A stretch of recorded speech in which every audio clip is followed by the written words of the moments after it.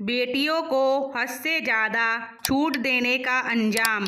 शिखा जब पैदा हुई तो उसके माता पिता की खुशी फूले नहीं समा रही थी। शादी के 5 साल बाद उनके कोई संतान हुई थी, जो बहुत ही मन्नतों और कई मंदिरों में माथा टेकने के बाद जाकर शिखा जैसी फूल सी बच्ची अब उनके माता पिता को मिली थी।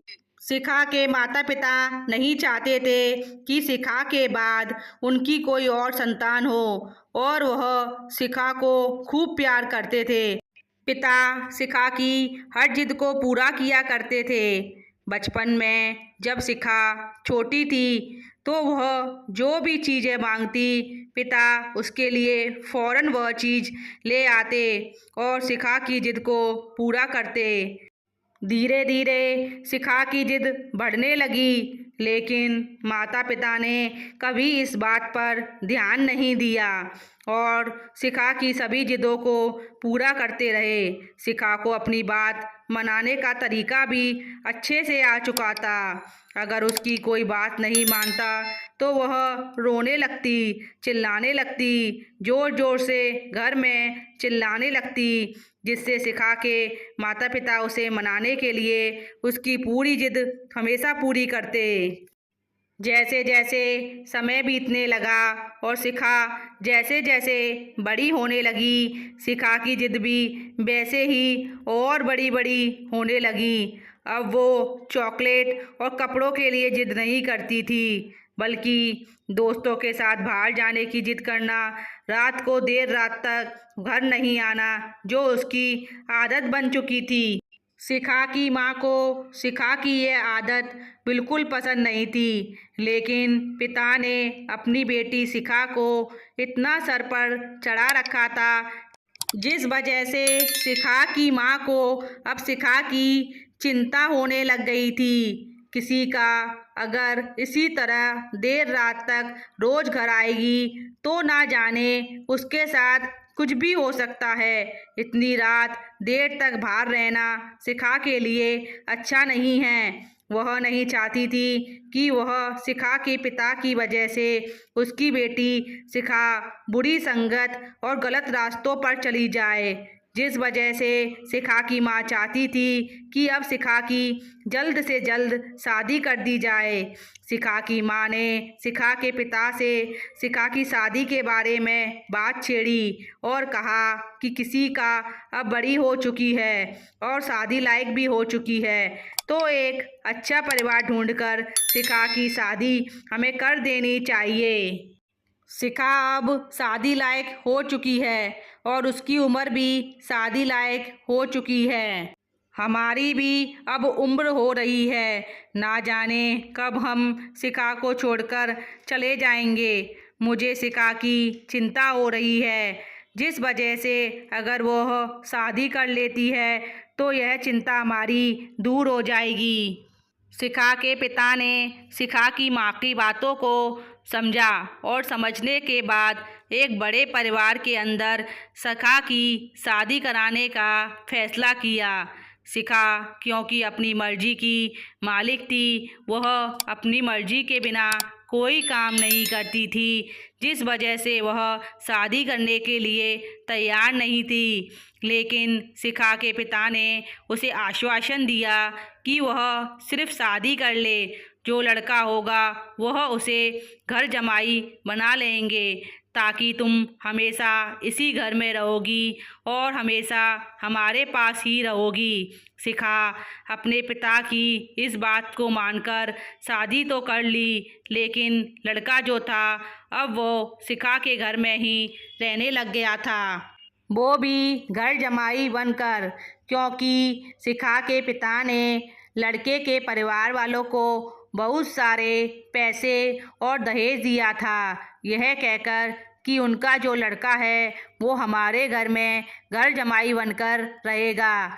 लेकिन शिखा कहाँ सुनने वाली थी, वह अपने पिता की ही नहीं सुनती तो अपने पति की क्या सुनेगी। शादी के बाद शिखा वैसे ही रहती थी जैसे वह शादी से पहले रहती थी। लेट नाइट पार्टी करना, बाहर रहना, दोस्तों के साथ घूमना, क्लब जाना, पब जाना, घर नहीं आना। लेकिन यह सब चीज़ें अब शिखा के पति को पता चल गई थी और वह इन सभी चीज़ों के खिलाफ था। वह शिखा को रोज़ इन बातों के लिए टोकता था, लेकिन शिखा को कोई असर नहीं पड़ता था। शिखा उसके पति की कोई बात नहीं सुनती। शिखा पर उसके पति की कोई भी बात का कोई असर नहीं होता और शिखा पर ज़्यादा उसके पति का दबाव बनता तो वह अपने पति को मारने भी लगती। शिखा का पति अब शिखा से बहुत ज़्यादा परेशान हो चुका था। एक दिन शिखा के पति ने अपने ससुर जी यानी शिखा के पिता से बात करनी चाहिए, लेकिन शिखा के पिता ने उसे और पैसों का लालच देकर मुंह बंद करने के लिए कह दिया और कहा, जैसा चलना है चलने दो, वैसे ही चलने दो। और कुछ दिनों बाद शिखा रात को जब नशे की हालत में घर के अंदर आई तो वह किसी पुरुष के साथ पाई, जिसे देखकर शिखा का पति आग बबूला हो गया और गुस्से में उसने शिखा को थप्पड़ मार दिया, जिस वजह से शिखा ने उसे घर से बाहर जाने के लिए कह दिया और कहा, निकल जाओ मेरे घर से। फिर शिखा के पति ने शिखा को तलाक के पेपर भिजवा दिए और वह हमेशा हमेशा के लिए शिखा के घर से निकल गया। शिखा की यह सब हरकतें शिखा की माँ रोज़ाना देख रही थीं, जिस वजह से अब वह शिखा से भी भर चुकी थी। शिखा के पिता ने शिखा की माँ को खूब समझाया, लेकिन शिखा की माँ समझने के लिए अब तैयार नहीं थी। उसने शिखा को घर से बाहर निकाल दिया। शिखा की माँ ने शिखा को खूब समझाया, लेकिन शिखा अपनी आदतों से बाज नहीं आई। शिखा की माँ को अपनी बेटी को समझाने के लिए यह सब करना पड़ा, जिस वजह से शिखा की माँ को उसे घर से निकालने का भी फैसला लेना पड़ा और शिखा की माँ ने शिखा को घर से ही नहीं बल्कि अपनी प्रॉपर्टी से भी बेदखल करवा दिया।